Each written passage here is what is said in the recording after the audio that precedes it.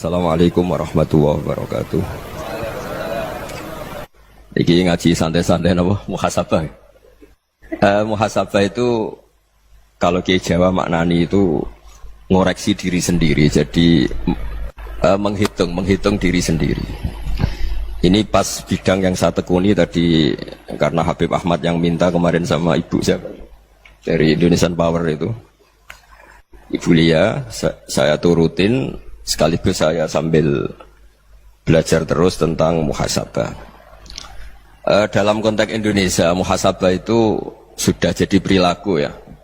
Karena dulu orang tua saya, guru-guru saya kalau ngandani itu, bayangkan kalau kamu jadi dia. Jadi misalnya kita mentang-mentang atasan, otoriter sama bawahan. Bayangkan kalau kamu jadi yang bawahan itu kayak apa? Laukun tamakanah, kalau orang Arab bilang, bayangkan kalau kamu di posisi dia. Makanya guyonannya orang-orang Indonesia itu kan orang ngaramkan judi gitu, bareng dikasih tahu. Tapi yang menang anak jenengan, alhamdulillah. Ternyata ngaramkan itu karena ada anaknya. Kalau anaknya yang menang ya seneng. Meskipun itu guyonan, tapi saya punya padanan itu dalam kitab Hikam. Nabi Ibrahim itu Khalilur Rahman, tentu bencinya minta ampun sama yang namanya maksiat. Suatu saat beliau diterbangkan di alam malakut. Itu kalau di Hikam saya halaman 15 juga. Saya masih ingat betul. Mungkin kalau Anda beda halaman karena beda cetakan. Setelah diterbangkan di alam malakut, diperlihatkan sama Allah. Ada orang pezina, ada orang syaribul khomri, ada orang mabuk, ada orang macam-macam. Allah tanya sama Nabi Ibrahim, bagaimana pendapat kamu Ibrahim tentang mereka yang maksiat? Kata Nabi Ibrahim, ya Allah, habisi saja mereka. Mereka hidup di bumi engkau, makan rezeki engkau, kemudian mereka tidak taat sama engkau. Singkat cerita di fase itu, saya ulang lagi di fase itu, Allah nurutin. Sampai sekian peristiwa, mungkin 3 atau 4. Sudah, setelah sekian tahun Nabi Ibrahim lupa peristiwa itu, kemudian beliau diminta menyembelih anaknya. Ini versi kitab Hikam. Memang versinya banyak tentang kenapa Nabi Ibrahim disuruh menyembelih anaknya. Ketika mau menyembelih anaknya, Nabi Ibrahim ragu. Huwa samratu fuadi. Anak saya ini buah hati saya, kenapa engkau suruh menyembelih? Terus kata Allah, apa kamu tidak ingat ketika kamu saya angkat di alam malakut, kemudian kamu usul bunuh-bunuh, saya tidak mempertimbangkan usul Anda, tapi kenapa sekarang saya merintahkan kamu mikir gitu? Terus, ya karena ini anak saya ya Allah. Terus kata Allah, rumang samu wong sing kon mata ini gak gawean kau sing gawe kowe enak wae usul mata ini. Sebenarnya saya yang bikin kemudian Anda enak aja usul membunuh. Semenjak itu Nabi Ibrahim itu di eranya itu asfaqun nas, orang paling sayang sama manusia. Karena kadang kita keras itu ya kebetulan itu udah anak kita, ada keluarga kita. Cara orang Jawa itu kan gitu ya, kalau ada perempuan terus macak yang macam-macam pakai sepeda motor cowok terus wah itu luput suwuk semoga-moga gini, tapi setelah dikasih tahu niku ponakane jenengan semoga-moga selamat. Jadi jangan-jangan kemarin Pak Ahli Ma'asi itu kebetulan itu tidak keluarga kita. Kalau keluarga kita yang pernah salah pada kita, semangat kita mintakan maaf. Jangan-jangan kita didikte hukum sosial gitu. Jadi orang yang salah kebetulan itu orang yang menservis kita, atau keluarga kita, atau orang dekat kita. Jangan-jangan semangat kita mintakan ampun. Tapi kalau sama orang lain, kebetulan musuh kita semangatnya minta itu kena adab. Nah ini yang nggak boleh dalam Islam. Islam mengajarkan niru Rasulullah SAW, Nabi itu rahmatal lil alamin. Bahkan kemarin saya ngaji virtual sama beberapa habaib. Ada Habib Ali Al-Jufri dari Mesir, ya.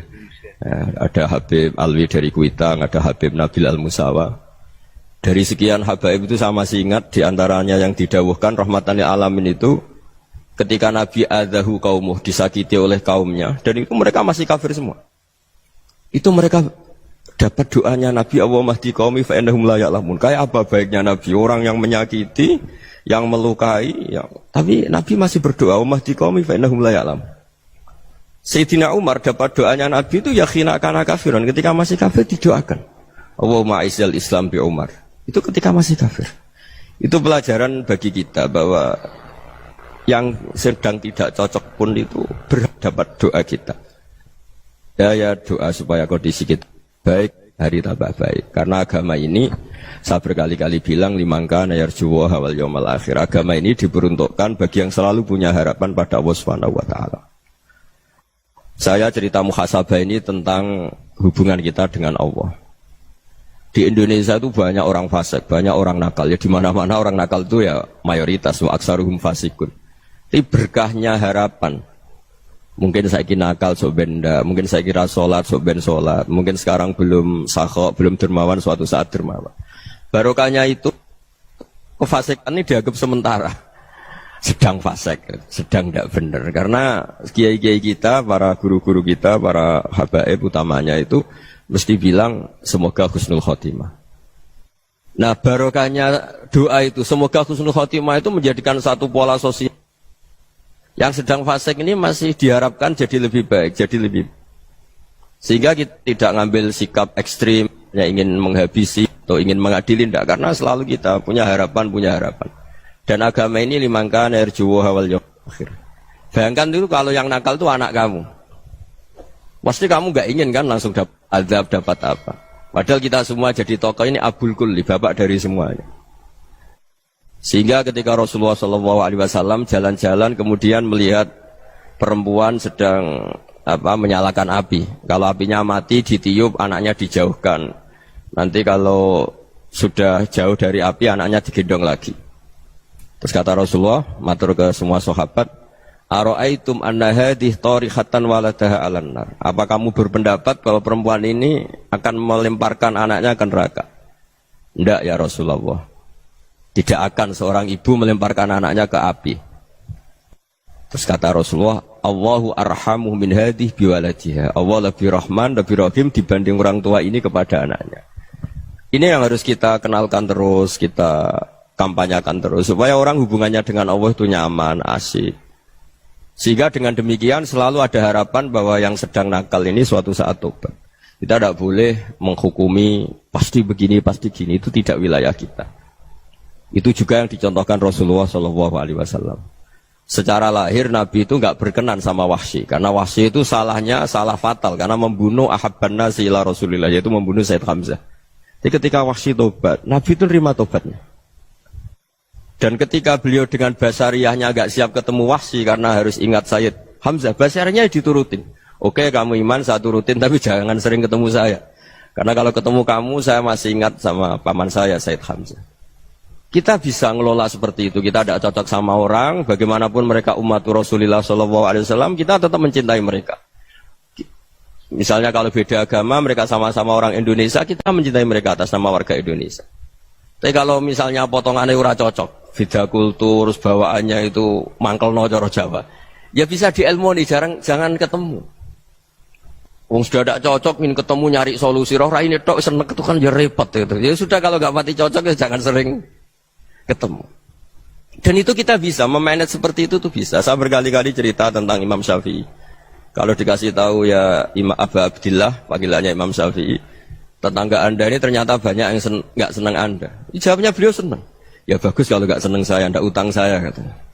Jadi gara-gara saman seneng aku ngatur aku ini kan. Nah, mungkin saman rasa seneng kan ya enak. Jadi hidup itu dianggap happy. Kalau seneng ya teman silaturahim, kalau nggak seneng ya nggak bakal utang gitu. Baru kayak seneng itu nggak ganggu. Gitu. Jadi dulu itu orang bisa ngelola seneng tidak seneng itu bisa. Karena ada kearifan hubungan dengan Allah Subhanahu wa taala. Hidupnya selesai karena masyghul bi dzikrillah, mereka sibuk dengan Allah. Makanya kata ulama-ulama tasawuf, kamu jangan melihat manusia perilakunya, tapi kamu juga harus ingat yang gerakkan semua itu Allah Subhanahu wa taala. Dengan demikian kita farah, kita senang. Makanya Nabi kalau ngutus Anas bin Malik kemudian enggak kesampaian yang diinginkan karena Anas main. Ketika garwa-garwani Nabi agak tersinggung, Nabi andaikan Allah menghendaki yang saya inginkan kesampaian, pasti itu kesampaian. Jadi dianggap kegagalan Anas gak manggil yang dituju Nabi itu ya kersane Allah, ya enteng saja. Sayyidina Ali lebih parah lagi yang dialamin. Itu dalam beliau kalau dipanggil itu gak cepat-cepat ke sana. Ketika ditanya, kenapa kamu tak panggil gak cepat ke saya? Amin tu ukubatak. Karena aku tahu kau orang baik. Orang baik itu pemaaf. Jadi makanya orang-orang soleh dulu itu bodoni itu. Makanya sekarang kalau ada orang bodoh itu mesti dibidik orang soleh. Kalau orang-orang soleh itu kakean husnudzon lagi sering dibodohin. Abdul bin Umar itu masyhur itu. Kalau ada budaknya sering sholat, sergap sholat itu dimerdekakan. Akhirnya enggak sholat pun pura-pura sholat. Akhirnya juga dimerdekakan. Ketika ditanya, kenapa engkau merdekakan? Padahal mereka sholatnya menipu engkau, kata pembisik-pembisik itu. Man khoda'ana lillah in khoda'na lah. Dia nipu atas nama Allah, berarti saat tertipu juga atas nama Allah. Enggak masalah dong, semuanya demi Allah Subhanahu wa ta'ala. Jadi ketika kita ketemu mensifati Allah Ta'ala itu ghafir, Allah pemaaf. Jangan kamu enggak fair untuk diri kamu nyifati Allah ghafir, pada orang lain Allah kamu sifati syadidul iqab.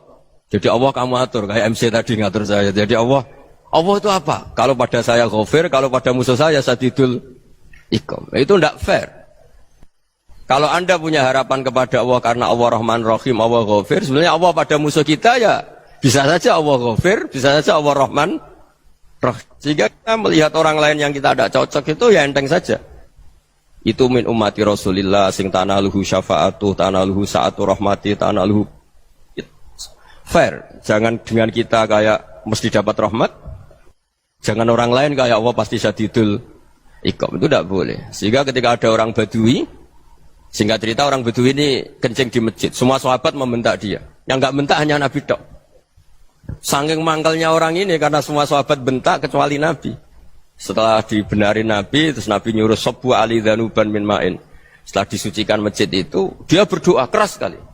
Allahumma arhamni wa Muhammadan wa la tarham ma'ana ahadan. Ya Allah, yang berhak dapat rahmatmu hanya saya dan Nabi Muhammad, yang lainnya jangan. Karena yang lainnya itu jengkelin, gitu aja saya salah dimarah-marahin gitu. Jadi kalau kamu doa terbatas ya kayak orang Bedui ini, kayak orang Arabi. Apa kata Nabi? Laqad tahajjarta wasi'an. Allah yang rahmatnya luas menjadi kamu sempitkan. Karena kamu mau atur Allah hanya rahman pada Indonesian Power, pada NU, pada kita, yang orang lain nggak perlu dapat. Itu kan kasihan Islam, karena Islam terus nggak dimiliki semua orang. Allah nggak dimiliki semua orang, Rasulullah nggak dimiliki semua orang, karena di NU, di ormas tertentu, di nggak boleh seperti itu. Nggak boleh tahajjar tawasian, kata Nabi, nggak boleh mempersempit zat yang rahmatnya itu luas. Ini semoga etika ini kita pakai di Indonesia. Yang sedang fase kita harapkan lebih baik. Yang sedang nggak dapat hidayah kita doakan dapat apa? Hidayah. Masyhur kan, makanya tadi saya mohon sama Habib Ali supaya Habib Ahmad supaya tetap mahalul qiyam, tabaruk sama Habib Ali. Di antara doa-doa di Simtuduror masyhur itu antuqabilal mudhniba minnah bil ghufran wal musi'ah bil ihsan. Jadi harapannya para habaib, para orang-orang baik dulu ya, semoga yang dosa itu dimaafkan, yang sedang salah dibuka, bikin lebih baik. Nabi itu tugasnya juga gitu. Wastaghfir li dzambika walil mu'minina wal mu'minat. Nabi itu tugasnya juga memintakan ampun yang sedang salah.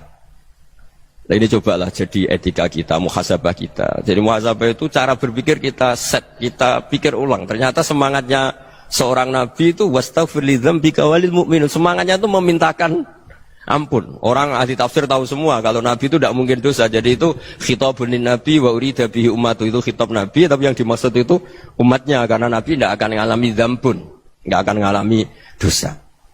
Sekarang enggak, kadang-kadang kita ini kalau orang lain salah itu semangat. Kalau di perusahaan ada teman salah, apalagi pimpinan salah itu seneng. Barokahnya salah bisa ganti kan gitu. Jadi kalau mungkin di dunia tokoh juga gitu, barokahnya ada tokoh salah, kita yang jadi populer sendiri, tidak boleh seperti itu. Kita harus salimus sodri ijami'il muslimin. Jadi ini harus dilatih. Saya tadi matur sama Habib Ahmad, latihan kita jadi hidup. Nabi itu kalau resep jadi wali itu kata Nabi gampang.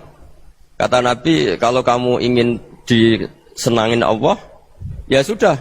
Kalau kamu asbahta wa amseta gini-gini, perasaan kamu, kata Nabi, jangan punya perasaan ghil sama orang muslimin.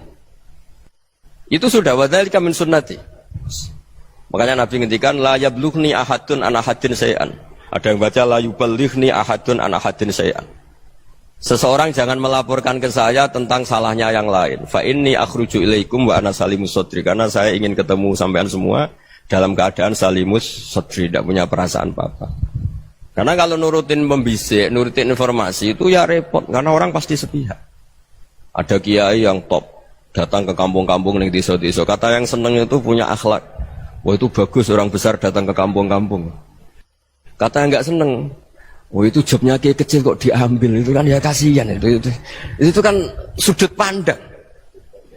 Makanya saya sering bilang, akal kita ini cukup untuk mentasdik Rasulullah Shallallahu Alaihi Wasallam. Meskipun perasaan kita kadang orang Jawa itu beda. Saya berkali-kali bilang sama peneliti dari Jogja, kenapa sih Gus para nabi itu kok poligami istrinya banyak? Nabi Dawud katanya itu berapa? Nabi Sulaiman malah jumlahnya agak terbatas ini. Nabi Muhammad itu paling sedikit. Saya tanya gini, perempuan itu orang lemah, jadi kalau nolong orang satu gimana baik, kalau nolong orang dua ya lebih baik, ya sudah kira-kira seperti itu. Paling tidak akal kita masih tahu, kalau orang baik, itu kan mesti baik. Nolong orang satu baik, nolong orang dua ya lebih baik, nolong orang tiga lebih baik. Tapi kalau kamu orang nggak baik, satu saja kamu terlantarin, kamu miskinkan, kamu ya tinggal diukur kan. Kalau orang baik, nambah baik. Tapi kalau orang buruk, tambah buruk. Nah itu akal. Akal kita bisa menganalisis kenapa sih nikah itu ada yang poligami, ada yang enggak. Sudah ukur saja diri kamu. Misalnya kayak saya elek keriting, rabi terus. Mau perbanyak wong elek. Orang perilaku netok, raine dadi elek kabeh. Gitu. Tapi nak kowe ku ganteng, alim, ganteng, sugih. Anake ganteng-ganteng, berhubung kowe saleh ahli swarga kabeh. Mertua yo bangga karena karir kamu meyakinkan. Ini mertua kamu aja gak bangga mau nambah. Ipar gak bangga, mertua gak bangga, desa kamu yang kamu wayai juga gak beda dengan Nabi ketika nikah Juwairiyah itu gak ada pernikahan sebarokah Nabi dengan Juwairiyah itu Azharu Rasulillah. Di situ habis perang banyak tawanan gara-gara jadi besanya Nabi langsung dibebaskan semua karena Azharu Rasulillah. Sekarang besanya Kanjeng Nabi. Dulu Abu Sufyan mangkalnya bukan main sama Nabi gara-gara putrinya dinikah terus langsung jadi. Kalau kamu kan enggak, nikah satu, nikah lagi, satu kampung musuh kamu karena istri pertama ya cemburu, yang kedua agak bangga. Wah itu selesai itu di dunia wal akhirah. Maksud saya, nganalisis Islam itu harus pakai akal. Dan akal yang dipakai, ini saya bawa ke kitab Ihya, adalah pikiran-pikiran para ulama. Makanya ketika Imam Ghazali ketika ditanya, fakaifa bi muslimin fasikin asawwaha fi jami'i amri. Kalau kayak ketemu orang fasik, orang Islam tapi fasik, perilakunya enggak ada yang benar. Kata Imam Ghazali jawabnya lucu, aneh. Ma min muslimin illa wa islamuhu ta'ah. Tidak ada orang Islam kecuali dia mau Islam, membenarkan Allah dan Rasul itu sudah taatnya dia. Kok kamu tidak bisa melihat taatnya dia? Dia pikirannya kan ini pemabuk, ini tukang apa. Tapi kata Imam Ghazali, sebenarnya kamu masih bisa berpikir positif. Ma min muslimin illa wa islamuhu ta'ah. Tidak ada seseorang Islam ketika dia milik Islam itu pasti ada taatnya, yaitu tasdik pada Allah dan tasdik kepada Rasulullah Shallallahu Alaihi Wasallam. Jadi dengan pola seperti itu, maka di antara guru-guru kita yang modern ya di era Mbah Maimun, di sini ada Habib Ahmad, Habib Salim, syair yang sering dibaca beliau adalah ada orang munajat sama Allah. Ini cerita munajat. Itu orang itu ngendikan gini, ana mutnibun, ana mukhtiun, ana asi, huwa rahimun, huwa ghafirun, huwa afi. Ya Allah, saya mukhti, saya orang yang salah.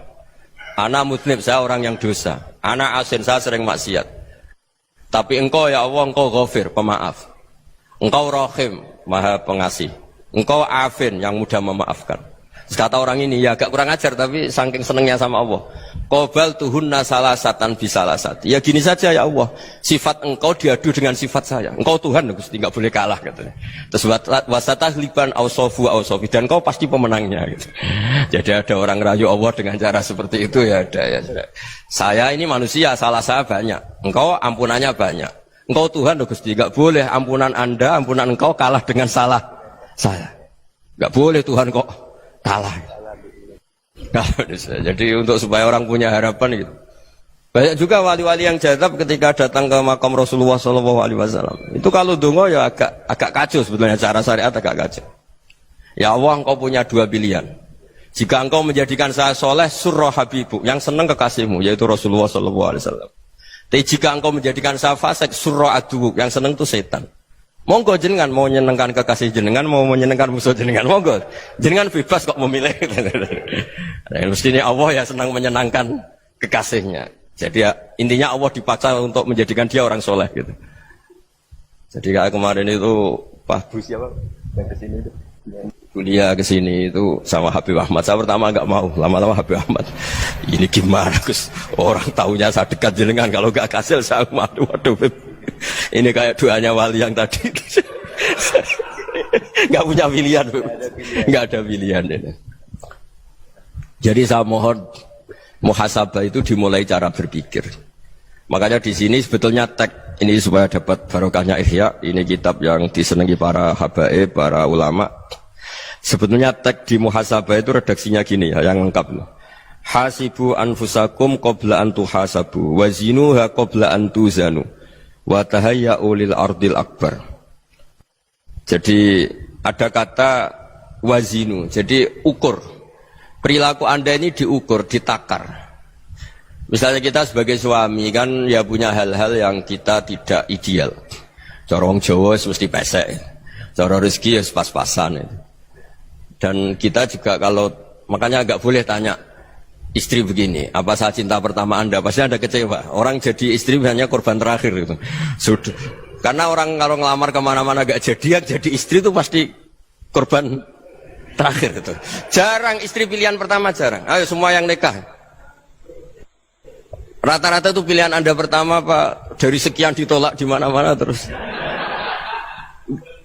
Ya perempuan terakhir. Kamu juga korban terakhir gitu. Itu wali-wali dulu kalau ngandani kita itu sederhana. Antal ini masyhur diceritakan Habib Zain bin Semit dalam kitab Al-Manhajus Sawi. Antalam tajid min nafsika kullama turid. Fa kaifa turidu min ghairika kullama turid.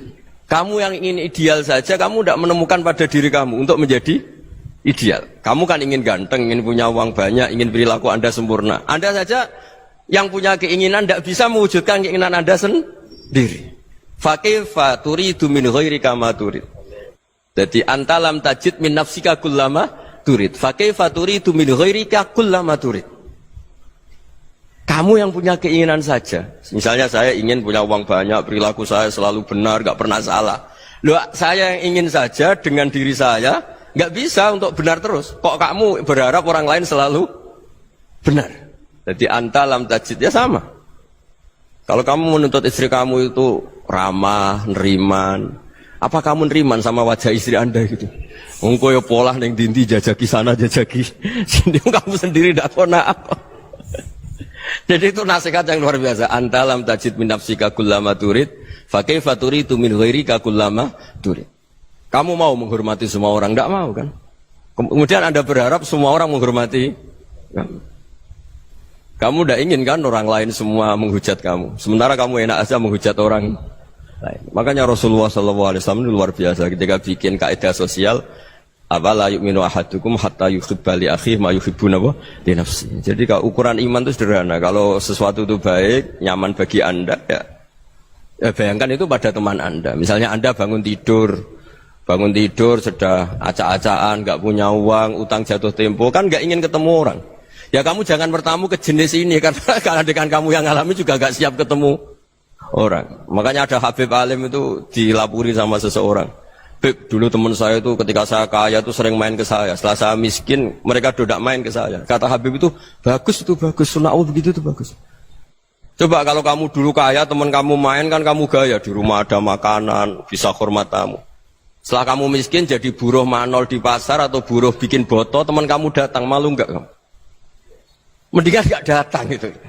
Akhirnya baru, oh ya alhamdulillah kalau gitu. Loh iya kan dulu teman kita datang, kita ada Alphard, istri cantik, rumah bagus. Lah kita miskin, buruhnya orang pas dibentak-bentak, teman kamu udah datang. Milih datang apa enggak kalau setelah kamu jatuh? Enggak kan? Jadi barokahnya ilmu itu terus. Ya, tapi kadang-kadang orang tuh, wah setelah saya miskin teman-teman enggak kasih ke sini. Ya kalau kamu sudah jatuh, teman-teman kamu ke situ jadi tontonan. Ya mulai sekarang cara berpikir itu dirubah. Dulu yang namanya kiai itu kalau diundang orang itu ya agak-agak senang. Semenjak saya itu agak rubah.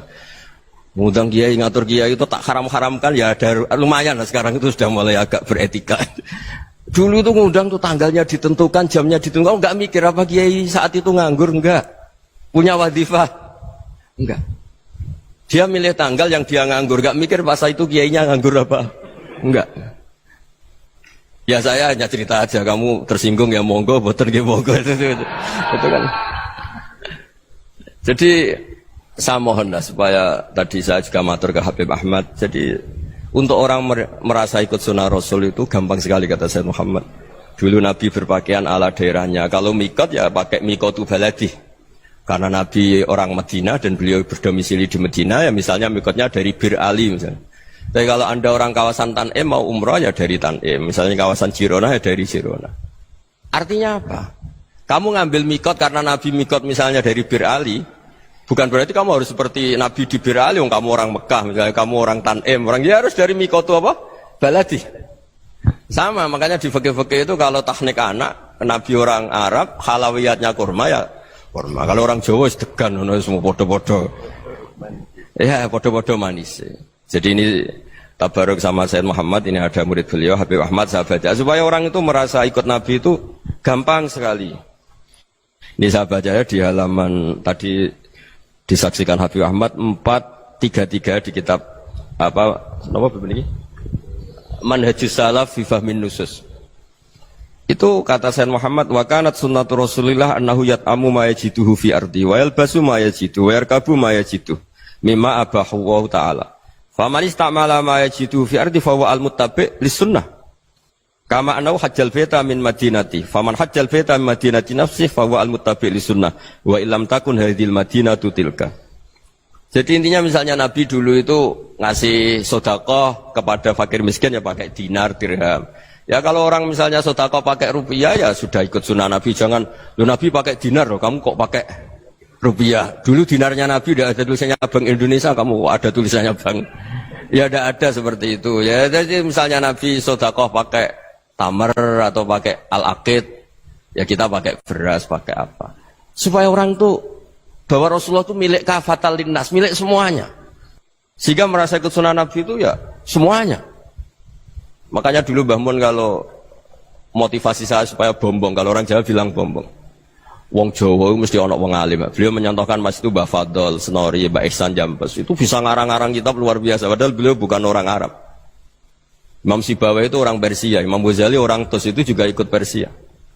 Kata Mbah Mun, wong sing ora Arab lah mesti untuk jatah alim kata beliau. Karena Nabi itu diutus kafatal linnas. Nanti kalau orang yang alim itu Arab tok berarti tidak ada perwakilan dari Afrika, dari Asia Tenggara, dari mana-mana. Makanya karena Nabi statusnya itu kafatal linnas. Jadi kita harus bangga sebagai Muslim, sebagai orang Indonesia karena misalnya Wali Kutub dulu terkenalnya hanya ada di Yaman, di mana.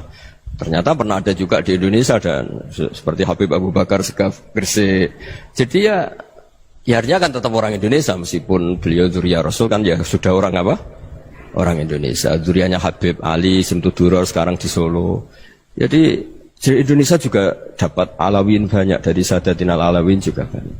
Jadi saya mohon barokahnya ngaji seperti ini. Melihat orang lain tuh gampang, bayangkan tuh kalau anak kamu. Makanya Nabi, nanti kalau nggak percaya lihat di Hikam nomor 15 di kitab saya itu. Di situ dijelaskan oleh Hikam, jangan-jangan semangat Anda pada orang yang maksiat, pada orang yang keliru supaya dihukum itu karena kebetulan itu udah anak Anda, itu udah keluarga Anda. Coba kalau itu keluarga Anda. Makanya kalau saya guyonan di Jogja itu ada pembantu mecahkan piring terus dimarahi majikannya, saya mesti guyon gitu. Pasti itu pembantunya tidak cantik. Kok bisa Gus? Andai kan cantik dan kamu senang mecahno piring satu, piring 1000 ora iso ngamuk kowe. Ternyata ngamuknya itu karena mecahkan piring apa karena plus tidak cantik? Coba jawab para lelaki ini. Kamu marah sama orang maksiat tuh karena maksiat karena plus itu udah anak Anda. Bayangkan kalau itu anak Anda. Itu hebatnya Rasulullah SAW. Karena kita yang salah pun kadung umatnya, Nabi tetap ngasih fasilitas syafaati li ahlil kabair min ummati. Kayak apa baiknya Nabi? Tidak ikut maksiat tapi ikut fasilitasi ngasih syafaat. Loh kalau li ahlil ibadah kan wajar. Nabi ketika ini syafaati li ahlil kabair min ummati. Ya karena tadi logika yang dibangun Rasulullah itu logika yang luar biasa. Kita semangat orang lain kena hukuman itu karena kita tidak punya ra'fah, tidak punya rahmah. Coba kalau Rasulullah yang bil mu'minina ra'ufur rahim, semangatnya itu mendoakan supaya tobat, mendoakan diampuni. Dan itu juga yang diperintahkan oleh Allah Subhanahu wa taala, wastaghfir li dzambika walil mu'minina wal mu'minat. Ya semoga barokahnya ngaji ini, barokahnya Habib Ahmad, barokahnya Maulid Simtud Duror, barokahnya semua kitab Madaih, Tibak Berjanji semuanya, barokahnya Ikhya, barokahnya Said Muhammad, barokahnya guru kita semua, Mbah Maimun, bapak saya. Kita ini ngikuti manhaj, ya, ngikuti apa? Manhaj. Saya sering didhawuhi Mbah Mun, kenapa ihdinas siratal mustaqim bukan siratoka? Bukan jalan engkau ya Allah, karena Allah itu nggak bisa kamu tiru. Allah itu tidak tidur, tidak makan, tidak kesel, tidak capek. Yang bisa ditiru itu siratal ladzina an'amta alaihim. Yang bisa ditiru manusia ya niru manusia. Karena Allah itu tidak bisa ditiru. Makanya ihdinas siratal mustaqim siratal ladzina. Dan niru siapa? Niru guru-guru kita. Termasuk niru cara pandang. Jadi misalnya ada orang awam di rumah itu hanya delok reng, delok tikus liwat, itu kan kayak nganggur. Ora tahajud malah mendelok reng. Melihatnya jangan gitu. Huwa tarokal ma'asiyah. Dia di rumahnya tidak dugem, tidak kemana-mana. Dia berarti malam itu tarkul ma'asi. Tidak nyopet, tidak garong, tidak ke tempat maksiat. Susahnya apa sih husnudzon? Jadi jangan lihat huwa tarkut tahajud, huwa tarokat tahajud, wa taroka qiyamul lail. Oke ya, namanya orang begitu ya tidak tahajud, tidak qiyamul lail. Tapi susahnya apa sih kamu bilang huwa tarokal ma'asiyah? Dia juga meninggalkan maksiat, dan tarkul maksiat itu ibadah. Supaya orang tuh gampang lah husnudzon sama orang muslim. Ini orang mukmin, orang yang luar biasa. Di mata Allah itu orang yang luar biasa. Kayak tadi Imam Ghazali, kalau saya ketemu orang muslim kemudian dia tidak pernah baik, gimana? Kata Imam Ghazali, ma min muslimin illa wa islamuhu ta'ah. Tidak ada orang Islam ketika dia mentasdihkan Allah dan Rasulullah, berarti dia juga punya taat. Ya ini latihan saja, sing iso nglakoni Habib Ahmad kula namung cerita mawon. Kula cerita secara akademik, saya punya kitab, saya baca dan alhamdulillah kita paham barokahnya para guru dan supaya terbiasalah. Sebaik-baiknya ibadah husnudzon billah wa husnudzon bil mu'minin. Soal tidak cocok ya diilmoni tadi ya, namanya enggak cocok ya jangan sering ketemu. Seperti Rasulullah SAW, beliau karena sangat mencintai Said Hamzah, ketemu orang yang pernah begitu sama Said Hamzah ya beliau secara basyariah tidak siap. Tapi beliau secara cara bahasa sekarang, secara profesional, kalau beliau seorang nabi dan harus menerima tobatnya siapapun ya diterima. Saya meskipun dengan A, B gak cocok karena dia begini-begini sama saya, tapi saya ingat dia sholat, dia baca sholawat, dia mencintai Rasulullah. Ya kita hormat. Ya soal gak cocok ya di manage tadi ya. Zuruhiban tasdad huban. Kalau gak pati cocok ya jangan sering ketemu, bawaannya enak nanti. Ya semuanya itu diilmoni lah. Makanya ngendikane Ma'ruf Al-Qurhi ada yang baca Al-Kharki, mangqala fil yaumi salasa marrat wa marham ummata Muhammad kutiba minal abdal. Karena semangat mencintai siapapun satu hari sering baca marham ummata Muhammad, wa ma aslih ummata Muhammad, wa ma tajawaz an ummati Muhammad. Itu mesti kutiba minal abdal. Dia pasti termasuk wali abdal. Maksudnya semangat mencintai. Ya dilatih lah. Misalnya Indonesia Power atau PLN, andai kan tidak ada PLN itu kayak apa? Orang nggak bisa ngaji, tidak bisa aktivitas, ya barokahnya ada PLN, barokahnya jasanya. Kita sadar, tidak semua kebaikan kita ini memenuhi keinginan orang banyak. Gitu. Orang banyak ingin listrik, ingin saluran apa, dan itu kadang yang mewujudkan orang lain atau kelompok lain. Ya karena itu manfaat ke orang lain ya kita doakan, karena khairunas anfa'uhum linnas, sehingga kita terbiasalah ngakui orang lain. Seperti semangatnya Rasulullah SAW, semuanya itu didoakan, semuanya diinginkan kebaikannya. Bahkan Nabi gak putus asa sampai di akhirat. Ketika Nabi lain sudah putus asa karena sudah akhirat, sampai dimintai syafaat semuanya bilang nafsi, nafsi. Karena merasa semuanya gak punya nyali di depan Allah. Karena ini sudah akhirat, sudah finish. Tapi apa Rasulullah? Analah. Ya sudah, saya sanggup mensyafaati kalian. Terus kata Nabi, fa'atiyal arsya. Saya mendatangi aras fa akhirru lahu sajidan, saya sujud wa ahmaduhu bima hamida 'allamaniha rabbi. Kemudian saya tetap muji Allah dengan pujian yang terus menerus. Padahal sudah di akhirat sudah finish. Nabi dimintai syafaat masih sanggup karena Nabi tahu akhirat tidak bisa mendikte Allah, tidak bisa Allah terus bilang, "Ya Allah ini akhirat loh, engkau sudah tidak boleh mensyafaat." Tidak bisa. Allah tidak bisa diganggu akhirat. Allah tidak boleh dibatalkan rahmannya oleh akhirat. Allah tetap Rahman Rahim abadal abad.